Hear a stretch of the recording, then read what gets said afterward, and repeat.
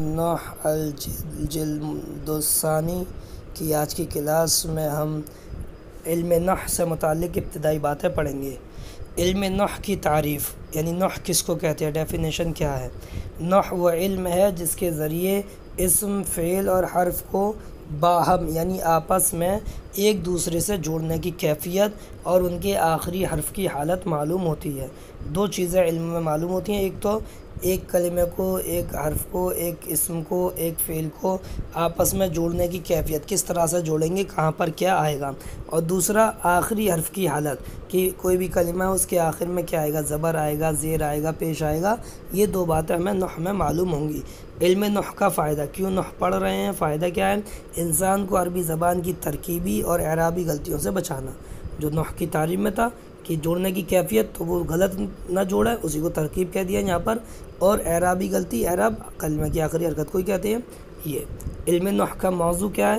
کلمہ اور کلام۔ علم نوح کلمہ پر بحث کرے گا کہ اس کے آخر میں کیا آئے گا، اور کلام پر بحث کرے گا کہ یہ کلام کس ترکیب پر جڑے گا، جڑ کر بنے گا۔ اب الفاظ کی تقسیم، کہہ رہے ہیں لفظ کی تعریف، لفظ کی ڈیفینیشن۔ انسان کی زبان سے جو بات نکلتی ہے اسے لفظ کہتے ہیں۔ کچھ بھی بات زبان سے نکلے وہ لفظ ہے۔ الفاظ کی تقسیم، لفظ کی دو قسمیں ہیں، نمبر 1 موضوع، نمبر 2 محمل۔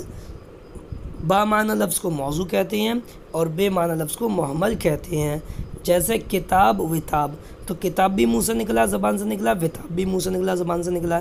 یہاں پر کتاب کا معنی ہوتا ہے، با معنی لفظ ہے کتاب، تو اس کو موضوع، اور وتاب بے معنی لفظ ہے، اس کا کوئی مطلب نہیں ہے، تو یہ محمل۔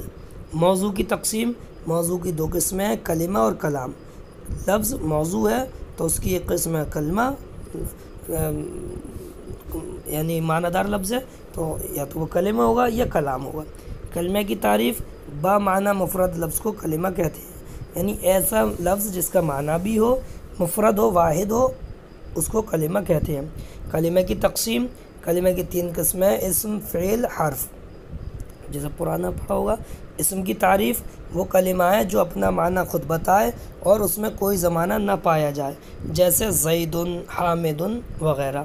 اسم کی خاصیتیں، یعنی کیسے پتہ چلے گا کہ یہ لفظ اسم ہے یا فعل یا حرف، تو اسم بتانا۔ اگر ان 6 چیزوں میں سے، ان 6 خاصیتوں میں سے کوئی ایک خاصیت بھی اس کلمے میں، اس لفظ میں پائی جائے تو وہ اسم ہوگا۔ اسم کی خاصیت ہے، اسم کی 6 خاصیت ہے۔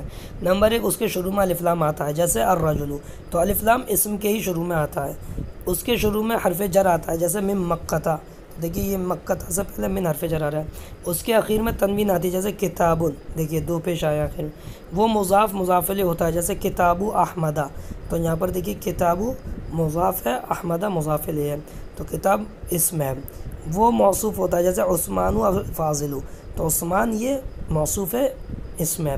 وہ مسند الیہ ہوتا ہے، یعنی اس کی طرف چیزیں منسوب کی جاتی ہیں، جیسے جاءت فاطمہ، تو فاطمہ آئی، تو آنے کی نسبت فاطمہ کی طرف کی جا رہی ہے۔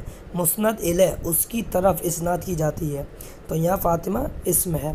فعل کی تعریف، فعل وہ کلمہ